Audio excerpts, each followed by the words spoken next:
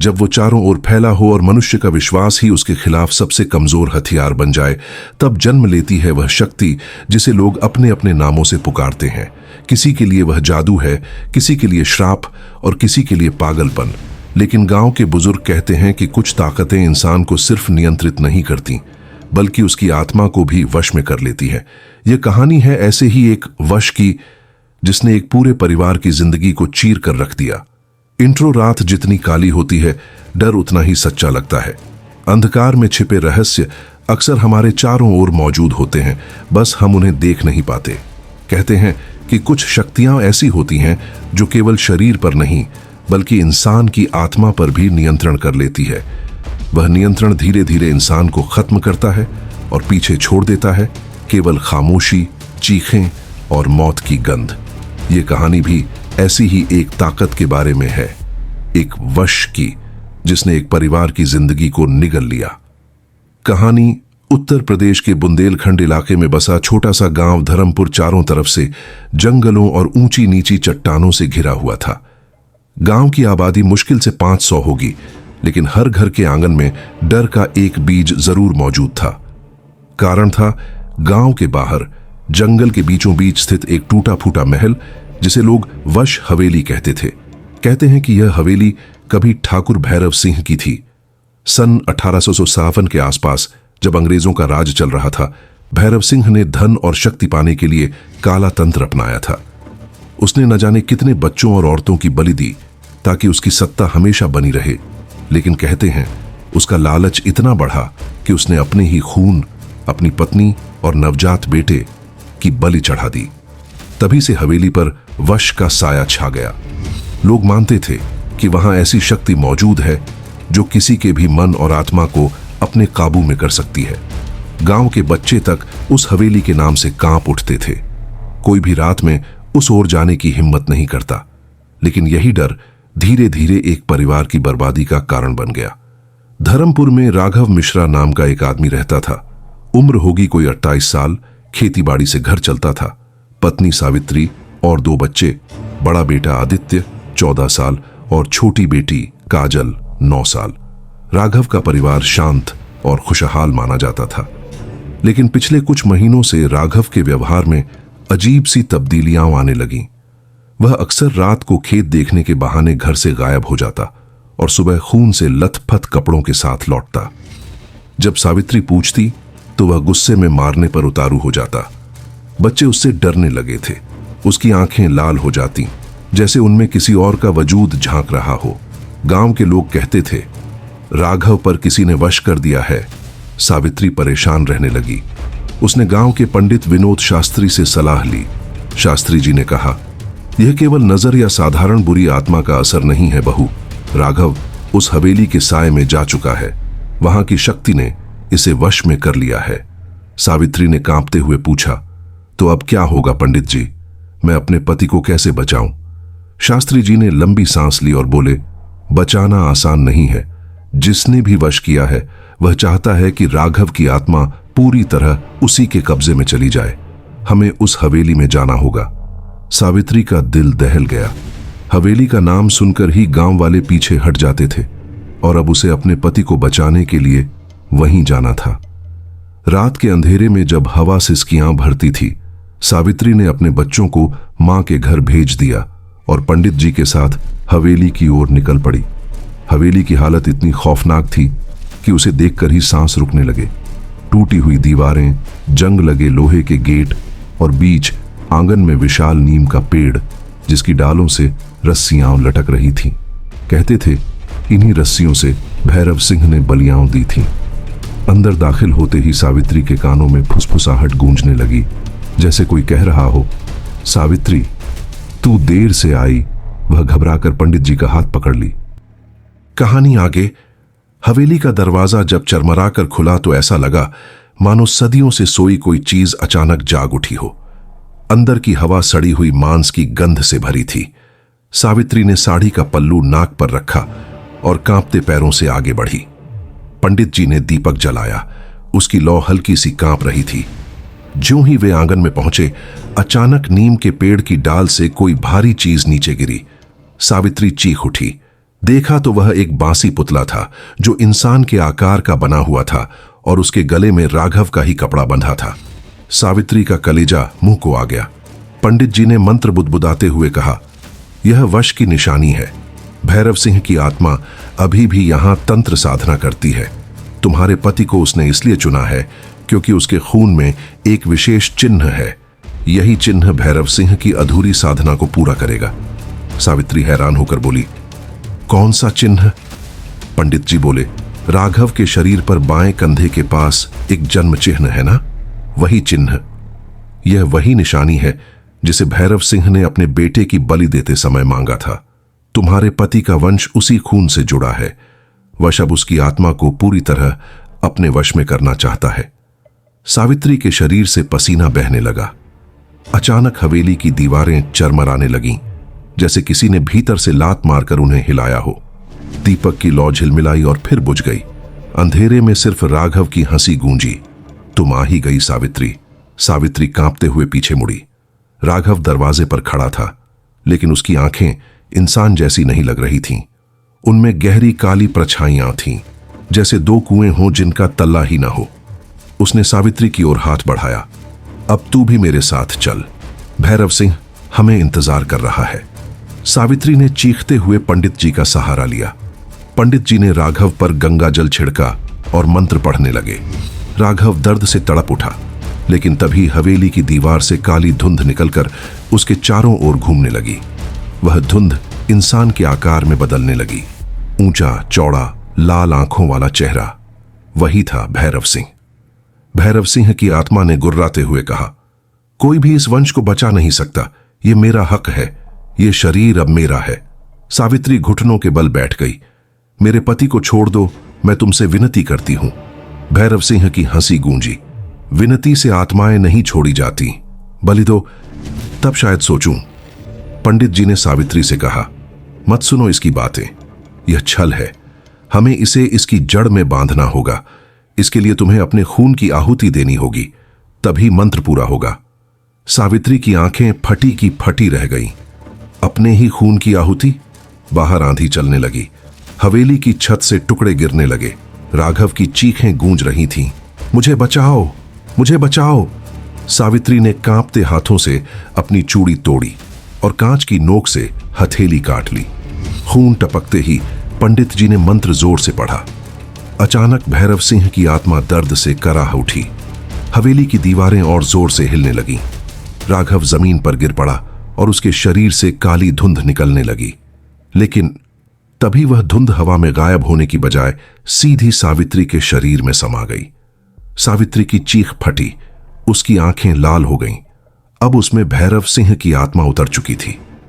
पंडित जी अवाक रह गए। भैरव सिंह की आवाज अब सावित्री के मुंह से निकली, मैं तो कह रहा था बलि जरूरी है। तूने अपना खून दिया और अब तू ही मेरा नया माध्यम बन गई। राघव होश में आ चुका था, लेकिन उसकी आंखों के सामने उसकी पत्नी अब किसी और में बदल रही थी। वह रोते हुए बोला, नहीं सावित्री, ये मत होने देना। सावित्री का चेहरा मुस्कुराया, पर मुस्कान इंसानी नहीं थी। बाहर बिजली कड़की। हवेली के दरवाजे अपने आप बंद हो गए। पंडित जी आखिरी बार मंत्र पढ़ने लगे, लेकिन सावित्री, या कहें कि अब भैरव सिंह ने हाथ हिलाया और पंडित जी की गर्दन ऐसे मरोड़ी कि उनकी चीख तक बाहर न निकल पाई। अब हवेली में सिर्फ राघव और उसकी पत्नी के शरीर में समाया हुआ वश था। राघव घुटनों के बल गिर पड़ा, भगवान मुझे बचा लो। लेकिन चारों ओर सिर्फ अंधेरा था। कहानी आगे। राघव जमीन पर पड़ा कांप रहा था। उसकी आंखों में डर था, लेकिन दिल में अपराध बोध और प्यार भी। वह जानता था कि हवेली की यह ताकत उसकी नस्ल से जुड़ी है और इसी कारण उसकी पत्नी पर अब कहर टूट पड़ा है। सावित्री, या कहें अब भैरव सिंह, ने उसकी ओर झुककर फुसफुसाया, तू मेरा पहला मोहरा था, पर अब मुझे एक ऐसा शरीर मिल चुका है जो बलि देने से नहीं डरता। इस औरत का खून पवित्र है, इसी ने मुझे मुक्त किया है। अब मैं इस दुनिया में हमेशा रहूंगा। राघव ने कांपते स्वर में कहा, सावित्री, तू सुन सकती है ना? ये तू नहीं है। तेरे भीतर जो भी है उसे निकाल फेंक। लेकिन जवाब में सावित्री के होठों से जो आवाज निकली, उसमें दो सुर थे, एक औरत का और एक भारी पुरुष का। वश कभी नहीं छूटता राघव, यह विरासत है और तू चाहे या न चाहे तेरे बच्चों तक जाएगी। राघव की रगों में खून जम गया। बाहर तूफान और तेज हो चुका था। नीम के पेड़ से रस्सियां हिल रही थीं, जैसे अदृश्य हाथ उन्हें झुला रहे हों।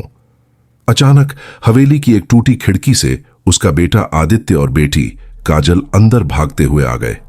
दोनों बच्चों को गांव की औरतें रोके नहीं रोक पाईं और वे पिता की चीख सुनकर हवेली में आ गए थे। बाबा, आदित्य चिल्लाया। राघव ने कांपते हाथों से बच्चों की ओर देखा और चीख पड़ा, भागो, भाग जाओ यहां से। लेकिन देर हो चुकी थी। सावित्री की आंखें बच्चों पर टिक गईं।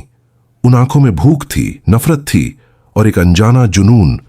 भैरव सिंह की आवाज गूंजी, ये बच्चे ही मेरी असली पूंजी हैं। इनके खून से मैं पूरा हो जाऊंगा। इनके जरिए मेरी आत्मा कभी नष्ट नहीं होगी।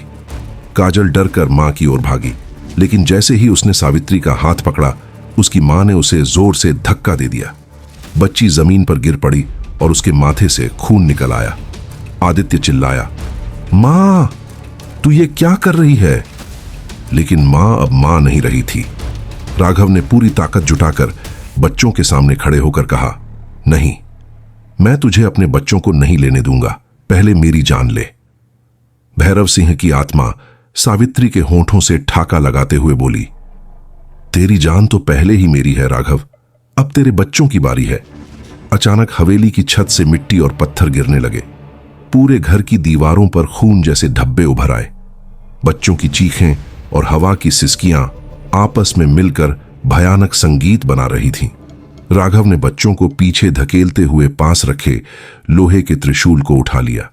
यह त्रिशूल कभी हवेली के मंदिर में रखा था, लेकिन अब जंग खा चुका था।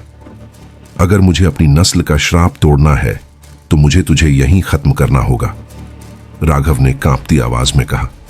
सावित्री के चेहरे पर मुस्कान फैल गई। तू मुझे मार देगा? अपनी ही औरत को, अपनी बच्चों की मां को? राघव की आंखों में आंसू थे। उसने बच्चों की ओर देखा।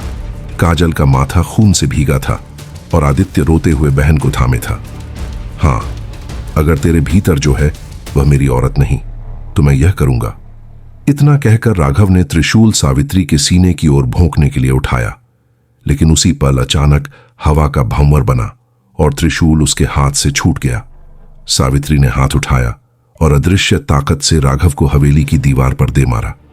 उसका सिर फूट गया और खून बहने लगा। बच्चे चीख पड़े, बाबा। राघव बेहोशी की हालत में था, पर उसने आंखें खोलकर आखिरी बार बच्चों को देखा। उसने धीमे से कहा, डरो मत, तुम्हारी मां अभी जिंदा है, उसे पुकारो, उसे याद दिलाओ कि वह कौन है। काजल रोते हुए मां के पैरों से लिपट गई। मां, तू हमें छोड़कर मत जा, तू हमारी मां है, हमें तेरी जरूरत है। आदित्य भी चिल्लाया, मां, तेरी कसम, तू हमें छोड़ मत। बच्चों की चीख सुनकर सावित्री की आंखें कुछ पल के लिए कांपी। उनमें एक इंसानी चमक उभरी। उसके चेहरे पर दर्द की झलक आई। मैं सावित्री, उसने धीमे से बुदबुदाया, लेकिन उसी क्षण भैरव सिंह की आत्मा फिर हावी हो गई। चुप, तुम मुझे तोड़ नहीं सकते, ये औरत अब मेरी है। अचानक हवेली के आंगन में बिजली कड़क गई और नीम का पेड़ बीच से चटक गया। उस टूटे पेड़ की जड़ों से एक पुराना लोहे का संदूक बाहर निकल आया।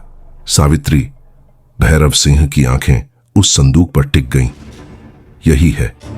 यही है मेरा अधूरा तंत्र। इसमें मेरा खून और मंत्रबद्ध ग्रंथ है।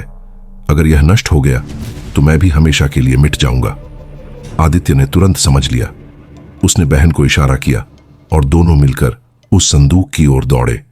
सावित्री ने चीखते हुए हाथ उठाया, लेकिन इस बार उसके हाथ कांप गए। उसके भीतर की असली सावित्री, बच्चों को बचाना। कहानी आगे। धर्मपुर गांव को लगा कि सब कुछ सामान्य हो गया है। हवेली आधी जल चुकी थी, पंडित शास्त्री की मौत हो चुकी थी और राघव का परिवार जैसे तैसे जिंदा बच गया था। लोग समझ बैठे कि अब डर का सिलसिला थम चुका है, लेकिन यह सिर्फ दिखावा था। राघव की छोटी बेटी काजल अब अक्सर नींद में बातें करने लगी थी। कभी वह कहती, मां, वो मुझे बुला रहा है। कभी उसकी आंखें बंद रहते हुए ही लाल हो जाती। राघव और सावित्री इसे बच्ची का सदमा समझकर नजरअंदाज करने की कोशिश करते रहे, लेकिन असली डर तब शुरू हुआ जब एक रात काजल नींद में उठकर घर से बाहर चली गई। सावित्री ने अचानक दरवाजे की चरमराहट सुनी और देखा कि काजल अंधेरे में खेतों की ओर बढ़ रही थी। उसकी चाल इंसानों जैसी नहीं थी, बल्कि किसी नींद में चलने वाले की तरह सीधी और कठोर थी। काजल, सावित्री चिल्लाई। लड़की पलटी नहीं। वह खेतों से होते हुए सीधे उसी जंगल की ओर बढ़ रही थी जहां हवेली थी। राघव दौड़कर बाहर आया और दोनों पति पत्नी बेटी के पीछे भागे, लेकिन जंगल में पहुंचते ही उन्हें वही सड़ी गली गंध महसूस हुई जो हवेली के भीतर होती थी। पेड़ों के बीच से अजीब सी फुसफुसाहट सुनाई दे रही थी। वश कभी खत्म नहीं होता, वश कभी खत्म नहीं होता। काजल सीधी हवेली के टूटे दरवाजे से भीतर चली गई। अंदर अब सब कुछ राख और धुएं से भरा था, लेकिन नीम का सूखा पेड़ अब भी वहीं खड़ा था और उसी पेड़ के नीचे काजल खड़ी थी, उसकी आंखें पूरी तरह लाल। सावित्री कांपते हुए बोली, नहीं, ये वही शक्ति है, ये हमारी बेटी को ले रही है। राघव ने आगे बढ़कर काजल को पकड़ने की कोशिश की, लेकिन तभी पेड़ की जड़ों से काली धुंध निकलकर उसके हाथों को बांध लिया। अचानक हवेली की दीवारों पर पुरानी आवाजें गूंजने लगीं। भैरव सिंह की हंसी लौट आई। मैंने कहा था मैं लौटूंगा, और इस बार मेरा वंशज नहीं, बल्कि तेरी बेटी मेरा नया माध्यम बनेगी। काजल की मासूम आवाज अब बदल चुकी थी। वह भारी स्वर में बोली, अब मैं काजल नहीं, मैं वश हूं। राघव और सावित्री के पैरों तले जमीन खिसक गई। गांव वाले अगले दिन तक समझ ही नहीं पाए कि मिश्रा परिवार फिर से हवेली क्यों गया, लेकिन जब सुबह की रोशनी फैली तो गांव वालों ने हवेली की टूटी खिड़कियों से बच्चों की हंसी सुनी। हंसी जिसमें मासूमियत नहीं थी, बल्कि खून की प्यास थी। धर्मपुर एक बार फिर डर के साए में डूब चुका था। ओपन एंड, भाग दो। अब सवाल यह नहीं था कि वश खत्म हुआ या नहीं, बल्कि यह कि अब उसका ठिकाना कौन है, क्योंकि काजल अब सिर्फ बच्ची नहीं रही थी। उसकी आंखों में भैरव सिंह की आत्मा बस चुकी थी और हवेली की दीवारों पर फिर वही शब्द उभर आए, वश कभी खत्म नहीं होता। कहानी आगे। धर्मपुर अब डर का दूसरा नाम बन चुका था। गांव वाले रात ढलते ही दरवाजे बंद कर लेते, दियों की लौ बुझा देते और जंगल की ओर देखने से भी कतराने लगे। मगर डर छुपाने से मिटता नहीं, बल्कि और गहरा हो जाता है। काजल अब हवेली में ही रहती थी। कई बार गांव के लोगों ने देखा कि वह आधी रात को हवेली की टूटी हुई छत पर बैठी रहती, लाल आंखों से पूरे गांव को घूरती। उसकी परछाई हमेशा उसके शरीर से अलग नजर आती, जैसे कोई और भी उसके साथ हो। राघव और सावित्री टूट चुके थे। वे बेटी को छोड़कर गांव छोड़ना चाहते थे, मगर जब भी जाने की कोशिश करते रास्ता बंद हो जाता। कभी गाड़ी का पहिया अपने आप टूट जाता, कभी बैलगाड़ी का बैल अचानक मर जाता। ये साफ था कि वश उन्हें गांव से बाहर नहीं जाने देगा। एक रात राघव ने ठान लिया कि वह पंडित हरिदत्त से मिलेगा, जो पास के गांव में तांत्रिक विद्या में माहिर माने जाते थे। वह अंधेरे में अकेला ही निकल पड़ा। जंगल पार करते वक्त उसे कई आवाजें सुनाई दी। राघव, तू मुझे धोखा देगा। तेरी बेटी अब मेरी है, भाग मत, वश कभी नहीं छोड़ता। राघव कांपते हुए भागा और किसी तरह पंडित हरिदत्त तक पहुंचा। पंडित ने लंबी सांस ली और कहा, तू बहुत देर कर चुका है। वश सिर्फ आत्मा पर नहीं, खून पर कब्जा करता है। अगर वह तुम्हारी बेटी में बैठ चुका है तो इसका मतलब है कि वह अब हवेली से आजाद होकर दुनिया में फैलना चाहता है। राघव फूट फूट कर रो पड़ा। बचाइए पंडित जी, मेरी बेटी को बचाइए। पंडित ने आंखें मूंद लीं और धीरे से बोले, बेटी को बचाना अब असंभव है, लेकिन वश को रोका जा सकता है। शर्त यह है कि कोई अपना खून बलिदान दे, तभी यह शक्ति उसी बलिदान में बंध पाएगी। राघव गांव लौटा। सावित्री ने उसकी आंखों में झांक कर सब समझ लिया। उस रात दोनों पति पत्नी ने मिलकर हवेली का रुख किया। हवेली के भीतर काजल हंस रही थी। उसकी आवाज अब किसी बच्चे की नहीं, बल्कि